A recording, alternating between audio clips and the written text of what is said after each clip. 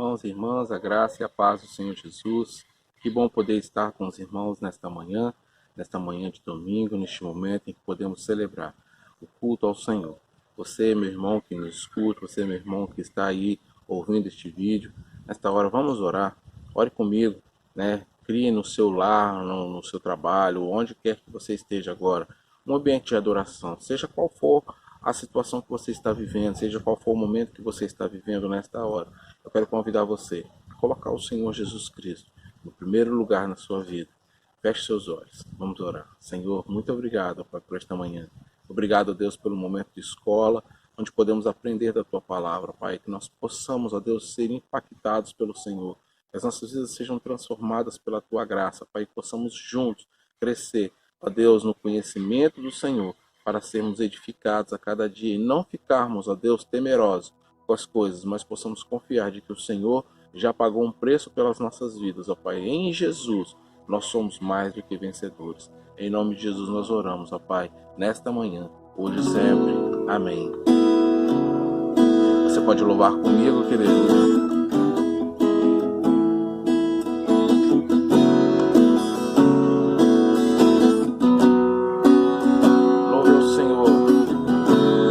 Ele é o nosso refúgio e fortaleza.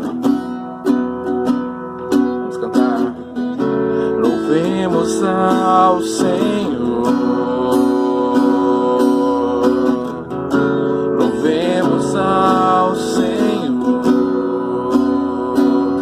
Adoremos no seu santo monte, nosso amado Pai. Seu nome é santo. Louvemos ao Senhor. Louvemos ao Senhor. Adoremos o seu santo monte, nosso amado Pai. Seu nome é santo. Louvamos ao Senhor, pois seu nome é santo.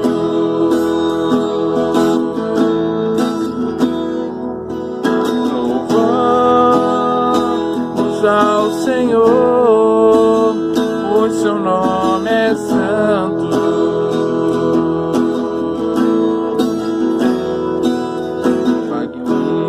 Magnifiquemos ao Senhor, Ele é o Rei, ao Rei que é digno de louvor. Excelso, supremo e muito digno de louvor. Excelso, supremo e muito digno de louvor.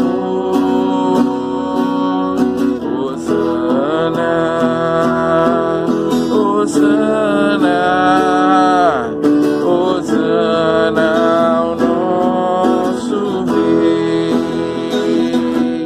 Hosana,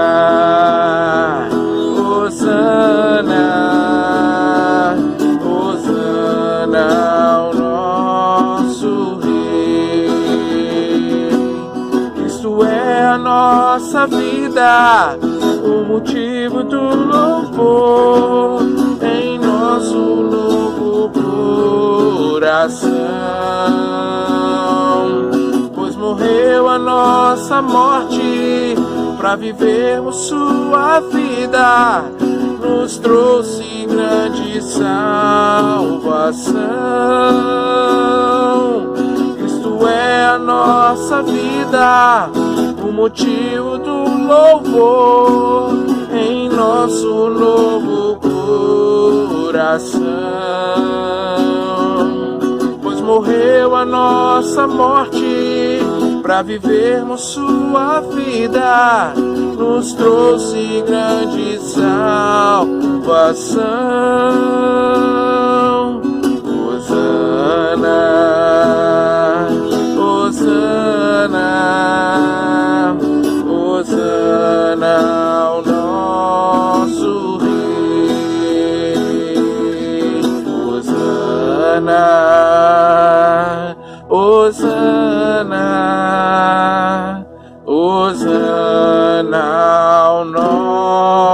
nosso Rei. O Senhor Jesus Cristo é a fonte de toda a vida. O Senhor Jesus Cristo é a fonte de todo o nosso louvor. A Ele devemos louvar, porque a vitória pertence aos filhos de Deus. A vitória está com aqueles que adoram ao Senhor. A vitória pertence àqueles que foram comprados pelo Pai com o sangue de Jesus Cristo.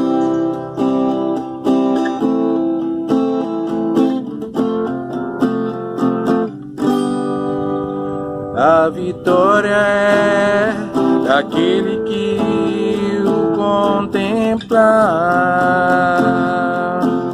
Jesus Cristo, Filho, Leão da tribo de Judá, que foi morto e com seu sangue por então comprar. Homens que com ele sobre a terra vão reinar. A vitória é daquele que o adorar, pois com ele no seu trono se assentará. Se a Jesus seguir e for por onde ele andar, no seu Monte Santo um novo canto entoará. A vitória do Senhor é certa, aleluia. Com o sopro de sua boca sim destruirá o inimigo anticristo que não resistirá. Jesus Cristo Rei dominará.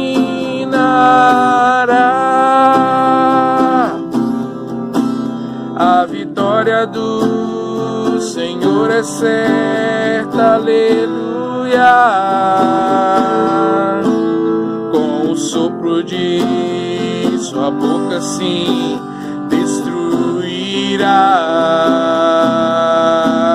o inimigo anticristo que não resistirá. Jesus Cristo Rei dominará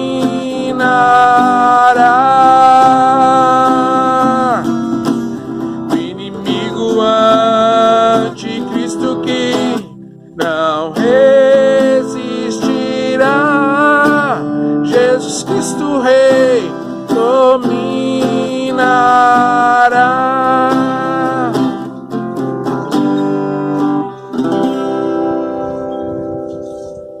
Eu quero falar sobre hoje a palavra de Deus. Olá, queridos, bom dia, graça e paz. Meu nome é Suelen e eu estou aqui nesta manhã para compartilhar com vocês uma experiência vivida com o meu filho no último domingo, no dia 26/4, no momento em que eu estava assistindo a escola bíblica dominical. Eu estava sentado no meu quarto assistindo o culto e o meu filho, o Marcos, de 8 anos, estava perto de mim brincando.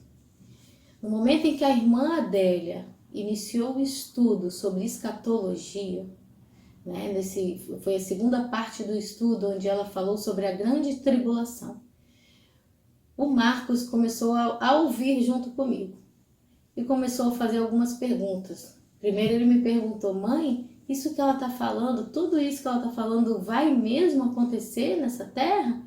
Eu falei para ele: vai, meu filho. Eu fiquei surpresa porque em momento algum eu imaginei que ele fosse prestar atenção naquilo que eu estava ouvindo. Eu falei: vai sim, meu filho, termina de ouvir, depois você faz qualquer pergunta que a minha mamãe vai te explicar. E quando encerrou a aula, irmãos, ele ouviu do início ao fim junto comigo. Ele começou a fazer muitas perguntas. Eu senti que ele estava bastante impactado com todas aquelas informações. Vai ser assim, olha. Deus vai tocar as trombetas e vai buscar todo mundo, vai buscar os vivos e os mortos. E aí, para simplificar um pouco mais aquilo para ele, eu falei, meu filho, você não precisa se preocupar com o que vai acontecer nessa terra. Você só se preocupa com a sua salvação. Mamãe, mas o que eu faço para ser salvo? Eu falei, meu filho, a gente tem que servir a Deus todos os dias, orar a Deus, pedir perdão pelos nossos pecados, a gente precisa se arrepender dos nossos pecados. E expliquei de maneira simples para que ele pudesse entender. Então todos têm que fazer um montão de coisas boas. Tem que orar, tem que fazer um montão. Em seguida, ele se afastou de mim, né? Minutos depois ele voltou. Ele voltou com um vídeo gravado no seu aparelho celular, falando, mamãe, eu gravei um vídeo. Eu gravei um vídeo pregando a palavra de Deus. E eu quero que a senhora coloque esse vídeo no grupo da igreja, para eles colocarem, para eles divulgarem esse vídeo, mamãe. Por favor, coloque esse vídeo lá para eles divulgarem, porque eu quero pregar a palavra de Deus. Versículos servem para compartilhar amor para as pessoas, igual esse versículo que eu vou pegar. Esperem só um pouco. E a promessa que ele nos fez a vida eterna. 1 João 2:25. Tá vendo? A promessa que ele faz é a vida eterna. Então todos nós temos que orar para os pobres, temos que fazer tudo. Até se a gente pegar uma caneta na escola, isso é um pecado grande. Tudo que a gente faz é um pecado grande. Mas se você orar e Deus saber que você está orando, que nunca mais vai fazer isso, porque Deus vê tudo no seu coração, sente o que você sente, faz tudo. E aí se ele vê o que você fez, que você promete, aí ele apaga todas as suas coisas feias. Mas se ele vê que só está orando, mas é mentira, aí ele não apaga não. Irmãos, quando eu assisti o vídeo do meu filho, algo que me chamou muita atenção é a preocupação dele com todas as pessoas dessa terra. Ele não estava preocupado só com a salvação dele ou com a salvação da família, mas ele orou por todos, ele orou por toda a terra. E eu achei muito lindo, eu fiquei muito impressionada ao ver o agir de Deus na vida do meu filho. Naquele momento, Deus tocou no coração dele. E isso para mim serviu como uma lição, para a gente perceber que as crianças, elas também anseiam pela verdade. Elas também precisam ouvir sobre a palavra de Deus. E Deus também almeja usar as nossas crianças. Eu glorifico a Deus pela vida do meu filho, por ver Deus tocar no coração do meu filho naquele dia. Foi uma experiência linda e sou muito grata e muito honrada por ter a oportunidade de receber dentro da minha casa, diariamente, essas devocionais, através do canal da nossa igreja, que muito tem edificado a minha vida e a vida de toda a minha família. Louvado seja Deus, porque a nossa igreja é uma bênção. Agora vamos orar, fazer de tudo para Deus nos abençoar. Querido Deus, abençoe todos os pobres, abençoe tudo, todo mundo. Por favor, Deus, não deixe nenhum mal acontecer com ninguém. As pessoas que estavam fazendo mal, bandidos, façam que eles melhorem, façam que eles fiquem melhores, faça que o comportamento deles fique nota 10. Por favor, Deus, não quero que ninguém vá para o inferno. Proteja todos que vivem aqui, em nome de Jesus. Amém. Tchau, pessoal. A graça e a paz. Louvado seja o nome do Senhor. Que testemunho edificante, principalmente para quem está dando um estudo complexo, como é o estudo de escatologia, e ver uma criança se interessando por um assunto tão tremendo. Isso nos alegra o coração, nos dá força para continuar falando da palavra de Deus. E eu vou começar hoje o nosso estudo com uma oração, para que Deus possa abrir o nosso entendimento e o nosso coração, para assim como esta criança foi tocada, que todas as pessoas que estão ouvindo esse vídeo também possam ser tocados pelo Espírito Santo de Deus. Amém? Paizinho querido, agora, Senhor, em Teu nome, nós consagramos este momento tão especial do estudo da Tua Palavra ao Senhor. Que o Teu Espírito Santo tenha plena liberdade de falar nos nossos corações e nas nossas mentes. Ó Deus, que nós não possamos, ó Deus, criar resistências para entender, ó Pai.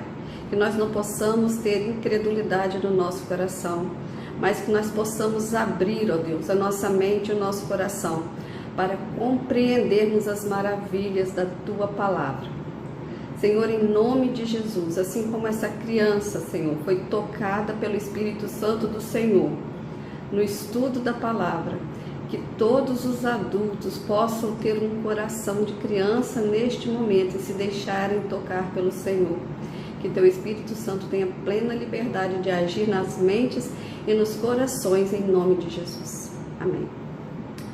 Bom, hoje nós vamos introduzir o assunto do anticristo, mas antes de entrarmos propriamente no assunto, nós temos que falar sobre algumas coisas que são normalmente difíceis de compreender. O texto que nós vamos tomar por base nesse momento está em Daniel capítulo 9, dos versículos 24 ao versículo 27. Mas antes de eu começar a falar, eu vou explicar um pouquinho esse contexto. Daniel, juntamente com Ezequiel, tinham sido levados para o cativeiro na Babilônia junto com a maioria do povo. Jeremias não foi levado cativo nesse período, ele ficou em Jerusalém, se lamentando lá nos muros de Jerusalém pelo que tinha acontecido com a cidade, pela destruição da cidade, e depois ele foi levado forçosamente para o Egito com os restantes que não foram dizimados ou levados para o cativeiro por Nabucodonosor. Então, vemos que Daniel estava no cativeiro na Babilônia, juntamente com os exilados de Jerusalém. E o que nós vemos é que nessa altura do campeonato, nesse capítulo 9, o cativeiro que foi profetizado pelo próprio profeta Jeremias em 70 anos, estava prestes a acabar. Já estava com 68 anos de cativeiro e Daniel estava inquieto. Ele queria saber o que vai acontecer com o nosso povo daqui a 2 anos. O que vai acontecer? E ele começa a fazer uma oração, clamando a Deus por respostas. Senhor, o que vai acontecer com o nosso povo depois disso? O povo ainda continua impenitente, o povo ainda continua com rebeldia no coração. O que vai acontecer conosco? E aí Deus mandou um anjo trazer a resposta para Daniel. E essa resposta, ela engloba um período de 70 semanas. Vamos lá. Então, no versículo 24. 70 semanas estão determinadas sobre o teu povo, sobre a tua santa cidade, para cessar a transgressão, para dar fim aos pecados e para expiar a iniquidade, e trazer a justiça eterna, e selar a visão e a profecia, e para ungir o Santíssimo. Sabe e entende, desde a saída da ordem para restaurar e para edificar a Jerusalém até o Messias, o príncipe, haverá 7 semanas e 62 semanas. As ruas e o muro se reedificarão, mas em tempos angustiosos. E depois das 62 semanas, será cortado o Messias, mas não para si mesmo. E o povo do príncipe que há de vir destruirá a cidade e o santuário, e o seu fim será como uma inundação, e até o fim haverá guerra, e estão determinada a destruição. E ele firmará uma aliança com muitos por uma semana, e na metade da semana fará cessar o sacrifício e a oblação, e sobre a asa das abominações virá o assolador, e isso até a consumação, e o que está determinado será derramado sobre o assolador. Bom, o que a gente entende nisso tudo é que o anjo veio com uma resposta de 70 semanas. E se vocês forem olhar, essas semanas começariam, as 70 semanas começaria explicitamente na ordem para restaurar e reconstruir o muro de Jerusalém. Ou seja, ela vai começar quando for dada essa ordem. Vamos voltar um pouquinho lá no tempo. Daniel recebeu essa visão e a revelação de tudo isso mais ou menos no ano 538 a.C. Quase 100 anos depois, essa ordem que ele estava falando aqui é que foi dada. Daniel já tinha morrido há muito tempo. Daniel não viu a ordem sendo dada para restaurar os muros. A ordem foi dada com Neemias quase 100 anos depois. E através de Neemias é que a restauração de Jerusalém começou. Dos muros da cidade, né? Começou a restauração. Então ele dividiu essas 70 semanas em 3 partes. Um período de 7 semanas, outro período de 62 semanas e outro período de 1 semana. Somando tudo isso dá 70 semanas. Então 7 mais 62 dá 69, mais 1, 70. E o que podemos entender disso daí? Mas Adélia, essa semana aqui são 7 dias, são o quê? Na realidade, essa semana que está profetizada aqui são semana de anos. É uma contagem de tempo bem conhecida do povo de Israel. Vamos ver o que está escrito em Levítico, tá? Levítico, no capítulo 25, versículo 8, diz o seguinte: contarás 7 semanas de anos, 7 vezes 7 anos, de maneira que os dias das 7 semanas de anos te serão 49 anos.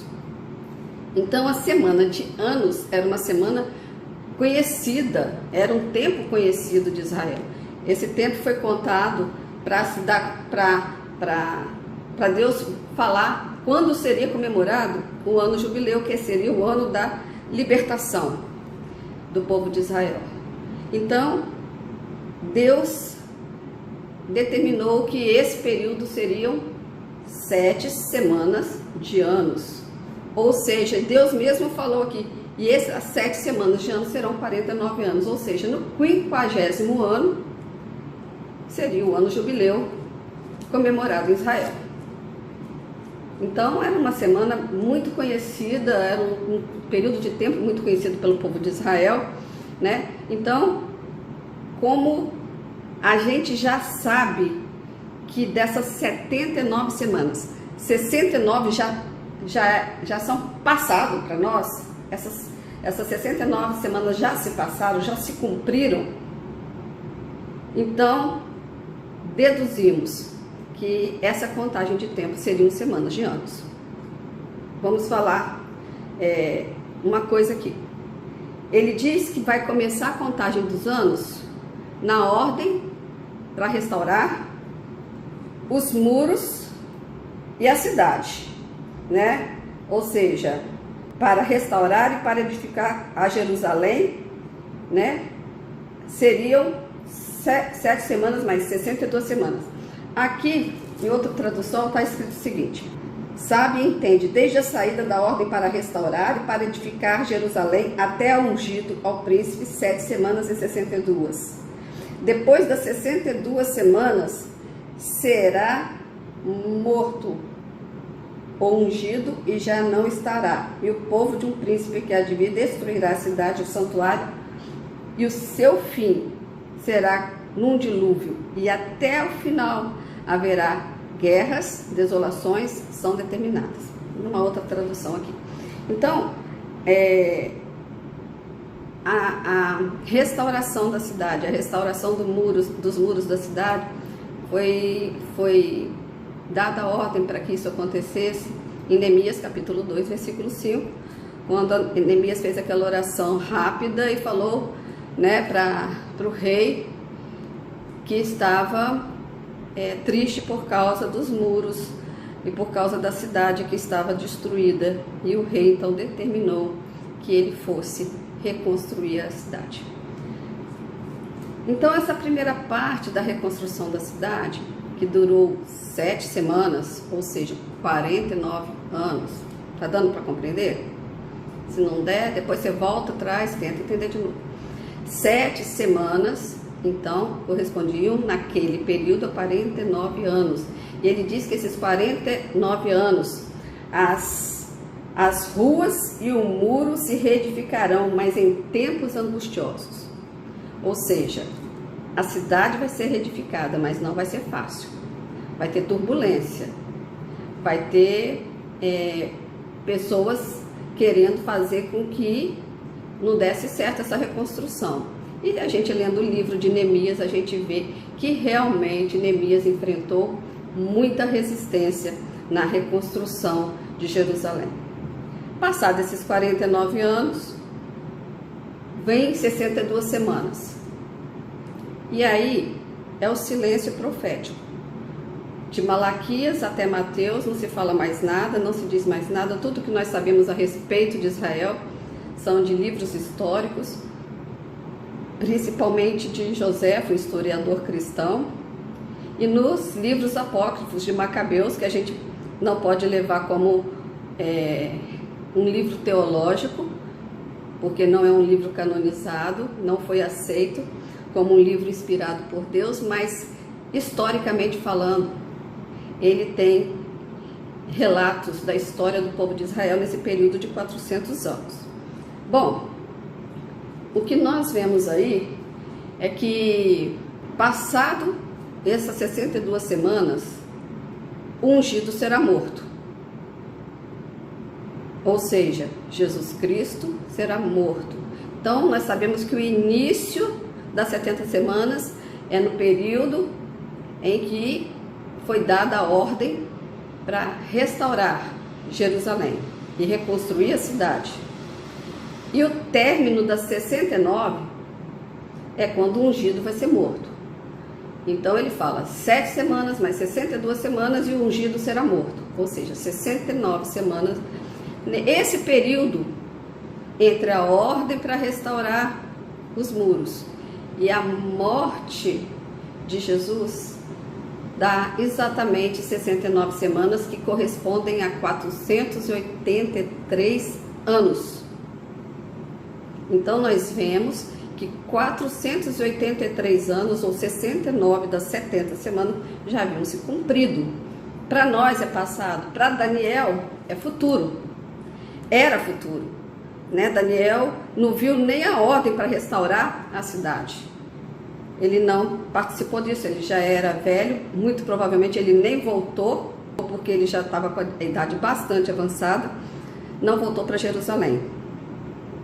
E a ordem foi dada para Neemias quase 80 anos depois. Então, temos que entender que entre a restauração dos muros e a morte do ungido, 483 anos, 69 semanas. E o que pega nessa história aí? Pega a última semana. Olha o que ele está falando aqui. E depois das 62 semanas será cortado o Messias, ou seja, Jesus vai ser morto. Mas não para si mesmo, e o povo do príncipe que há de vir destruirá a cidade e o santuário, e o seu fim será como uma inundação, e até o fim haverá guerra, e estão determinadas assolações.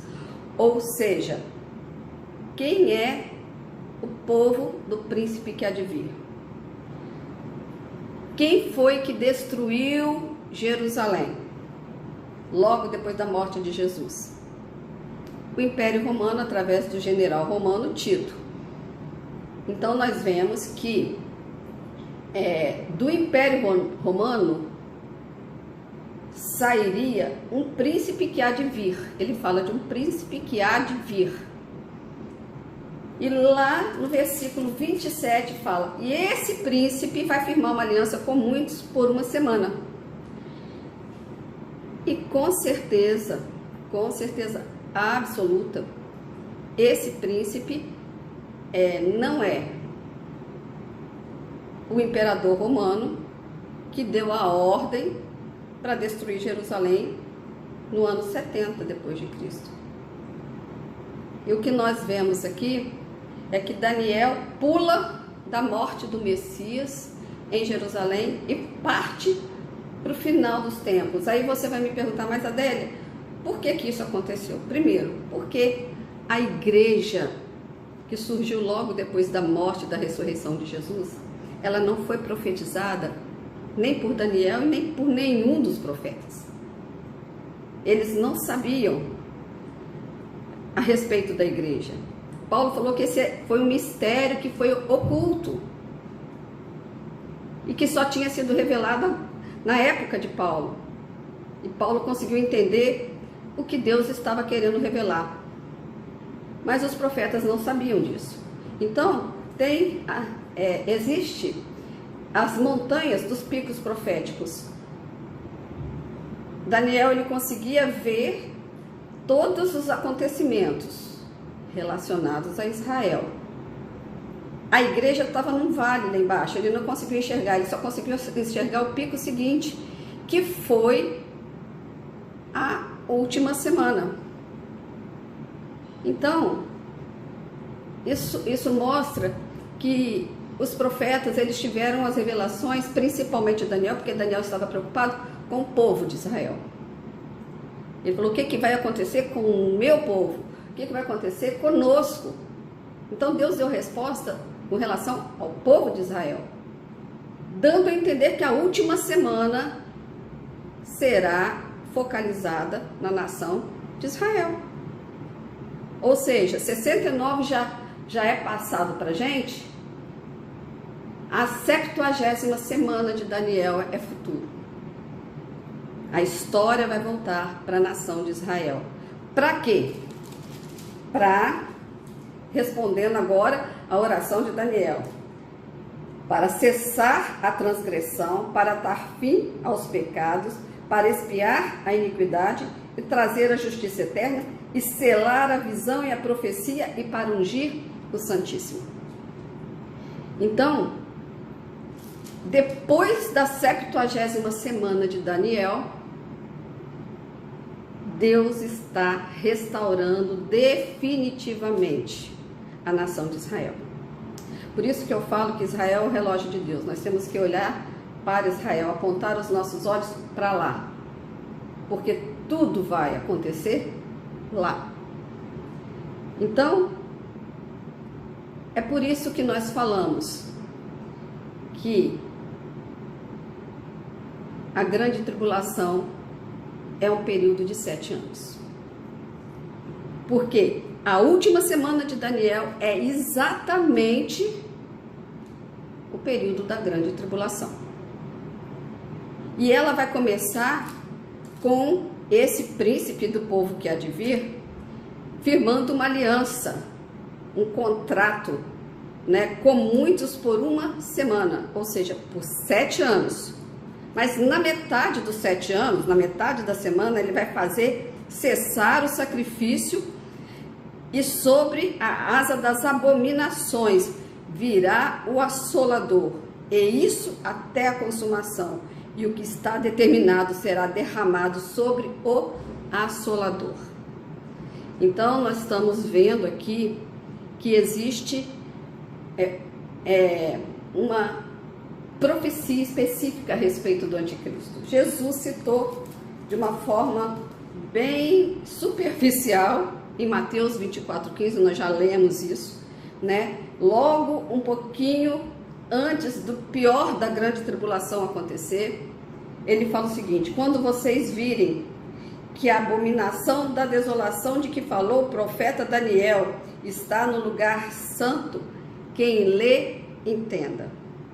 Ou seja, quando ele quebrar o contrato na metade da semana, ele vai cometer uma grande abominação. Que abominação é essa? Então nós vamos lá para 2 Tessalonicenses capítulo 2. A igreja de Tessalônica sempre muito preocupada com a volta de Jesus e muito preocupada quando seria o arrebatamento da igreja. E Paulo, no capítulo 2, versículo 2, ele diz o seguinte: ninguém vos movais facilmente do vosso entendimento, nem vos perturbeis, quer por espírito, quer por palavra, quer por epístola, como de nós, como se o dia de Cristo estivesse já perto. Ninguém de maneira alguma vos engane, porque não será assim sem que antes venha a apostasia e se manifeste o homem do pecado, o filho da perdição. Ou seja, um pouquinho antes da manifestação do anticristo, um pouquinho antes do arrebatamento da igreja, vai haver uma grande apostasia. O que é apostasia? É abandono da fé. Vamos orar para que nós não estejamos entre aqueles que vão se apostatar da fé. E agora olha a característica deste homem, no versículo 4. Este homem do pecado, este filho da perdição, ele se opõe e se levanta contra tudo que se chama Deus ou se adora, de sorte que se assentará como Deus no templo de Deus, querendo parecer Deus. Olha o que Jesus falou: quando vocês virem o abominável da desolação, de que falou o profeta Daniel, estiver no lugar santo, quem lhe entenda, ele vai entrar no santo dos santos, vai se declarar Deus e vai exigir adoração. Então, a 70ª semana de Daniel nada mais é do que a grande tribulação. É por isso que se fala tanto nas 70 semanas. Eu tentei explicar para vocês o que seria as 70 semanas de Daniel e principalmente a última das 70 semanas, porque é a única que falta cumprir. 69 já se passaram. Elas começaram na ordem dada a Neemias e terminaram na morte do ungido. Daqui para frente, resta para Israel a última semana. E depois o anjo fala, depois vai ser restaurado toda a cidade, vai ser restaurado o santíssimo lugar. Isso nós sabemos. Vai acontecer no milênio depois da grande tribulação, quando Jesus reinar aqui na terra. Então, eu queria voltar com vocês agora um pouquinho no livro de Daniel. Por quê? O livro de Daniel é o livro que mais fala a respeito desta semana, mas principalmente a respeito do anticristo. Ele fala a respeito dos reinos do mundo, fala a respeito dos governos do mundo e fala a respeito do anticristo. O livro de Daniel ele tem 12 capítulos, a metade dos 12 capítulos são históricos. Do capítulo 1 ao capítulo 6, o livro de Daniel é um livro histórico. Mas do capítulo 7 até o 12, ele é totalmente profético.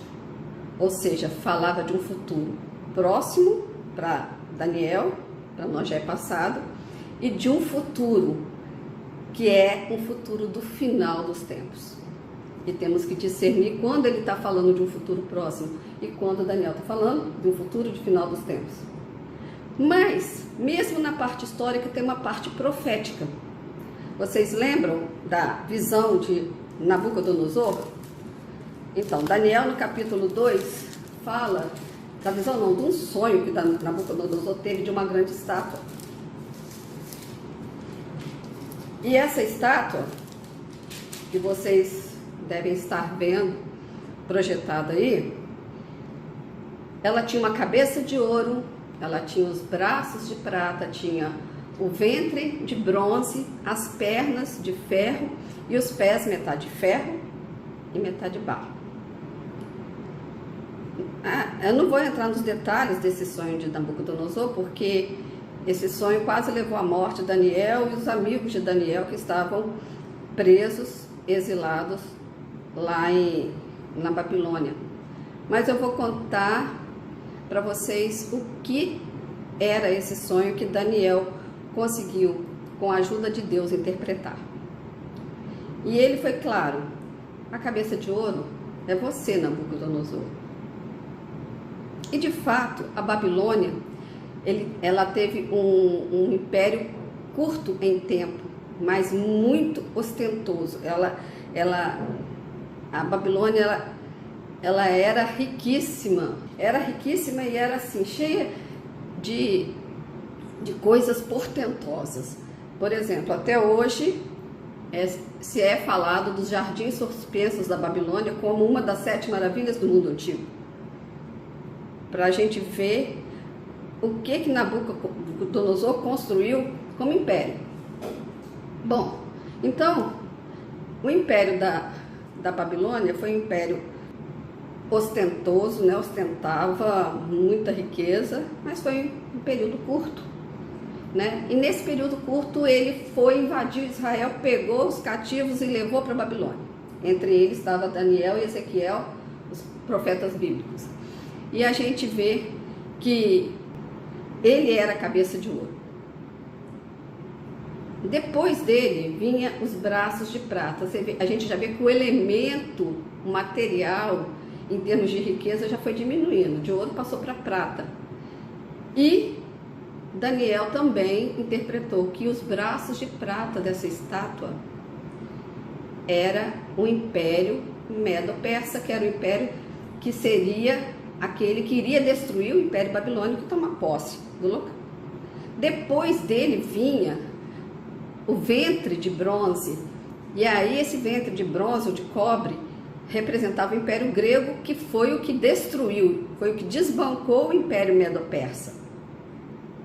E as pernas de ferro era o Império Romano. E os pés, metade ferro e metade barro, né, representado inclusive pelos 5 dedos, quando Daniel explica que esses 5 dedos seriam, esses 10 dedos, né, dos pés, seriam 10 nações que se uniriam, né, mas elas não dariam liga, elas se juntariam, mas elas não dariam liga, porque ferro com barro se juntam, mas não dá liga, né? E aí, falando dos pés metade ferro e metade barro. Esses pés metade ferro e metade barro é a 70ª semana de Daniel. Esses pés metade ferro e metade barro é o período da grande tribulação, são 7 anos de tribulação. E a gente vai ver muita semelhança nisso com a parte profética no capítulo 7 do próprio livro de Daniel e com o Apocalipse, né? Principalmente a partir do capítulo 13. Então a gente está vendo que existe então uma relação direta de Daniel, capítulo 2, com capítulo 7, com Apocalipse 13. E ele fala que essa estátua, muito bonita aos olhos, né, de Nabucodonosor, aos olhos dos homens, né, estava erguida e de repente, sem ajuda de mão humana nenhuma, é cortado no céu uma pedra. E essa pedra não vai bater nem na cabeça, nem nos braços, nem no ventre e nem nas pernas dessa estátua, vai bater nos pés. Porque Daniel fala, e nos dias desses 10 reis, que constituem os 10 dedos dos pés, uma pedra será cortada sem auxílio de mão humana, baterá nos pés e derrubará toda a estátua. E ela se fará em pedaços. E essa pedra vai encher e cobrir toda a terra. Falando nisso com palavras bem fáceis de entender. Todos esses elementos, o ferro, a prata, o cobre, o ferro, né, o ferro e o barro, representavam e representam os governos humanos. É como se Deus estivesse falando, os homens tiveram a chance de mudar e não mudaram. Os homens tiveram a chance de governar e mudar o mundo e eles não mudaram, porque a maldade, a malignidade está no coração do ser humano. Ou seja, a pedra ela vai bater nos pés, porque Daniel fala, nos dias do reinado desses 10 reis, a pedra será cortada, baterá nos pés, vai ser nesse reinado e desfará a estátua, mostrando que nenhum reino desse mundo vai subsistir mais. Essa pedra que foi cortada é Jesus Cristo descendo com poder e grande glória, onde todo olho verá. E com o sopro da sua boca destruirá o inimigo, o anticristo, e jogará o anticristo e o falso profeta no lago de fogo e enxofre. Ou seja, quando Jesus Cristo descer e derrubar todos esses reinos através dos pés, metade ferro e metade barro, não vai ter mais governo humano na face da terra. Porque a pedra, ela vai crescer e vai encher toda a terra. O reino milenar de Jesus vai estar, de uma certa forma, abrangendo todo o planeta. Essa é a história do sonho de Nabucodonosor. Mas no capítulo 7 de Daniel, vão avançando comigo aí. Vou tentar, se não der tempo, nós paramos e continuamos na próxima semana.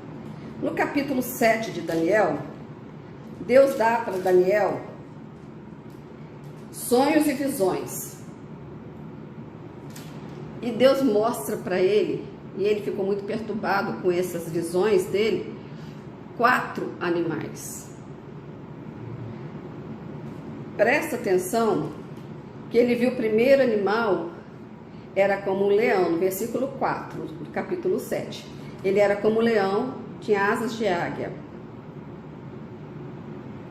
Ele foi levantado da terra, posto em pé como um homem, foi-lhe dado um coração de homem.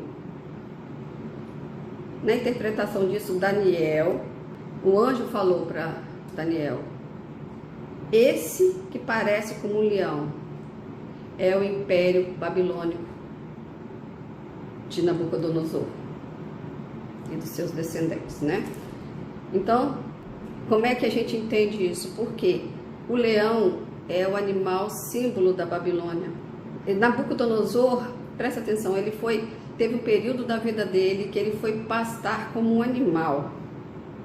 E teve, durante esse período da vida dele, profetizado por Deus, está contado aqui no livro de Daniel, teve profetizado por Deus que ele estaria com os animais, sem entendimento humano nenhum. As suas unhas cresceram como animais, ele comia capim como os animais. Mas foi dado para ele o coração de homem novamente depois. E a partir daquele momento ele deu um decreto de que todo morador da Babilônia teria que adorar o Deus de Daniel. Bom, continuando olhando, eis que o segundo animal era semelhante a um urso. Versículo 5. O qual se levantou de um lado, tendo na boca 3 costelas entre os seus dentes, e foi-lhe dito assim, levanta-te e devora muita carne. No versículo 17, o anjo fala para Daniel assim, esses grandes animais são 4 reis que se levantarão da terra. Mas os santos do Altíssimo receberão o reino, possuirão para todo sempre, de eternidade em eternidade. O urso, animal símbolo do Império Medo-Persa. E depois apareceu um semelhante a um leopardo, e tinha 4 asas de ave nas suas costas. Tinha também este animal 4 cabeças, e foi-lhe dado domínio.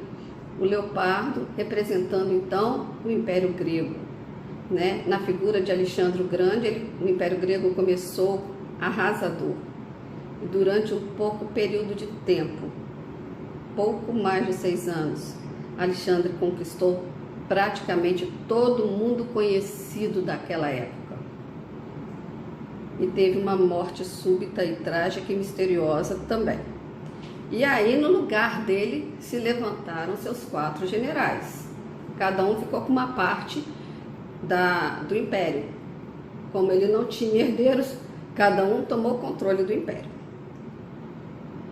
Olha aí, então, o ventre de cobre, de bronze, império, grego.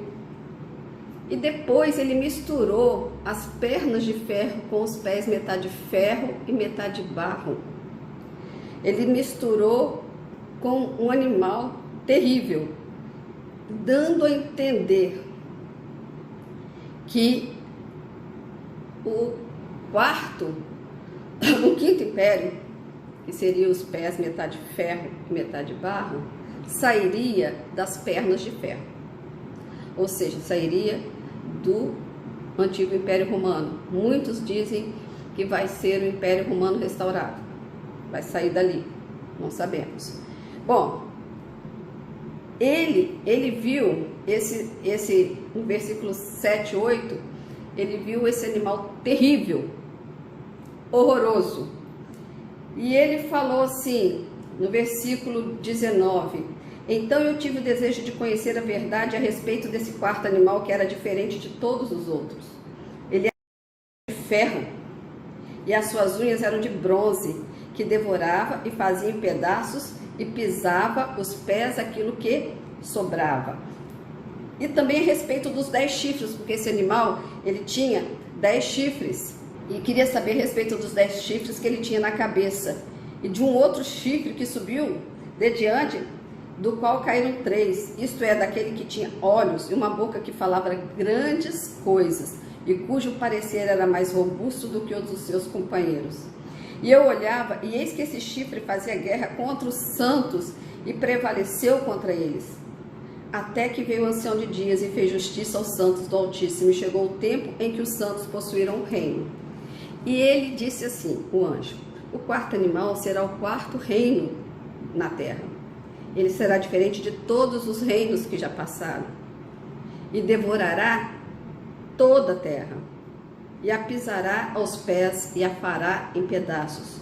E quanto aos 10 chifres, daquele mesmo reino se levantarão 10 reis, e depois dele se levantará outro, o qual será diferente dos primeiros, e abaterá 3 reis. Ele proferirá palavras contra o Altíssimo, destruirá os santos do Altíssimo, cuidará em mudar os tempos e a lei, e eles lhe serão entregues na sua mão por um tempo, e tempos, e metade de um tempo. E aí, nós já vimos algumas características do anticristo, que nós vamos continuar na próxima aula.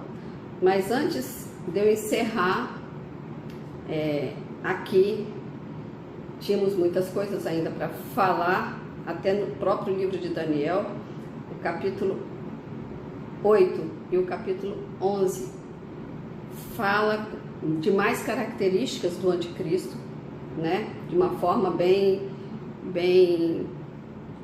de mistério. A gente teria que entender isso com outras partes da Bíblia, mas o que eu quero ressaltar aqui, no versículo 25, ele vai proferir palavras contra o Altíssimo, destruirá os santos do Altíssimo, cuidará em mudar os tempos e a lei, e os santos serão entregues na sua mão por um tempo, e tempos e metade de um tempo. Ou seja, aqui nós temos várias coisas para falar. Vai proferir palavras contra Deus, vai destruir, vai perseguir numa destruição incansável o povo de Israel. Como eu já falei, se ele destruir o povo de Israel, na cabeça de Satanás, se ele consegue destruir o povo de Israel, ele desfaz toda a palavra de Deus, e a palavra de Deus vai cair no descrédito. Então, quem cuida para que Israel permaneça ainda de pé é o próprio Deus, né? Cuidará de mudar os tempos e a lei. É lógico, se ele é o anticristo, ele não vai aceitar, tá? Vamos supor, no ano 2020, depois de Cristo, ele vai mudar. Agora, daqui para frente, será o ano primeiro de fulano de tal. E pronto. Ele vai começar a mudar a lei, os tempos, o calendário. E os santos, ou seja, o povo de Israel vai ser entregue por um tempo, 2 tempos e metade de um tempo. Esse ser entregue não significa que vai ser destruído, mas vai haver uma grande perseguição para esse povo por um tempo, 1 ano, 2 tempos, 2 anos e metade de um tempo, meio ano. Essa contagem também está no livro de Apocalipse, de um tempo, tempos e metade de um tempo. Então, todas essas denominações, um tempo, tempos, metade de um tempo, 42 meses, 1260 dias, que todas essas expressões estão no livro de Apocalipse, e uma semana de 7 anos. Todas essas expressões estão relacionadas ao período da grande tribulação. Temos que estar atentos. E eu queria que nós lêssemos, então, só para a gente entender que está se tratando da mesma pessoa, Apocalipse capítulo 13. E no versículo 1 vai falar exatamente desse 4º animal do capítulo 7 de Daniel, exatamente igual. E olha só: e eu me pus sobre a areia do mar e vi subir do mar uma besta, que tinha 7 cabeças, 10 chifres, e sobre os seus chifres 10 diademas, e sobre as suas cabeças o nome de blasfêmia. E a besta que vi era semelhante ao leopardo,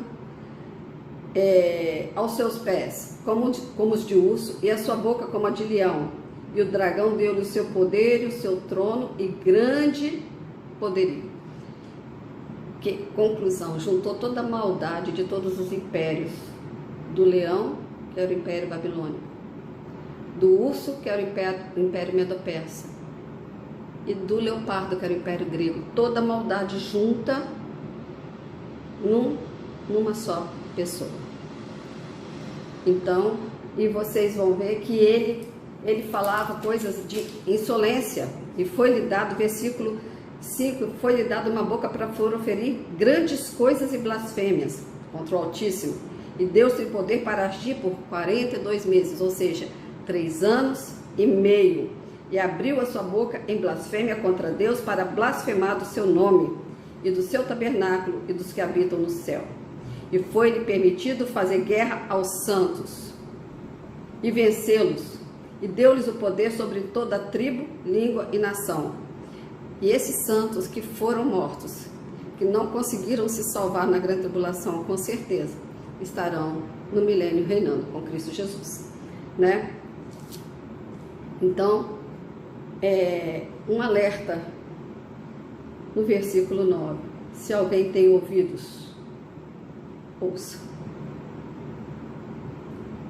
Meu querido, se você tem ouvido, ouça. Isso não é uma história de ficção. Essas coisas já estão prontas para acontecer. Está tudo planejado, tudo programado. A liderança do mundo por um líder mundial já está sendo cogitada. A nova ordem mundial está aí, se vocês quiserem, entre no Google e pesquisem sobre a nova ordem mundial. Eles têm esperança de ter um líder único. As nações estão querendo e clamando por um líder único, com uma moeda única, com uma religião única. E esse líder já está pronto e preparado para dominar sobre a terra. Tinha muitas outras coisas para falar, mas não temos tempo hoje nesse estudo. Vamos continuar na próxima semana, tá bom? Fiquem na paz, vamos orar. Senhor Deus, Deus de Abraão, Deus de Isaac, Deus de Jacó, Deus de Daniel, Senhor, nós nos dobramos diante do Senhor. Tu és o alfa, o ômega, o princípio e o fim.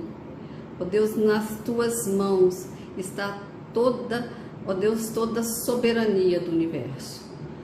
O Senhor tem o controle de todas as coisas nas tuas mãos. O Senhor é um Deus soberano, que faz o que quer, como quer e quando quer. E sabemos, ó Deus, que a nossa vida está nas mãos do Senhor. Deus, em nome de Jesus, se alguém que viu esse vídeo ainda não conhece o Senhor, que o Senhor possa falar ao coração dessas pessoas, elas possam se render a Ti, Pai, enquanto tem tempo, Senhor. Enquanto a trombeta não tocar, nós ainda temos tempo para nos relacionarmos com o Senhor e para nos consertarmos contigo.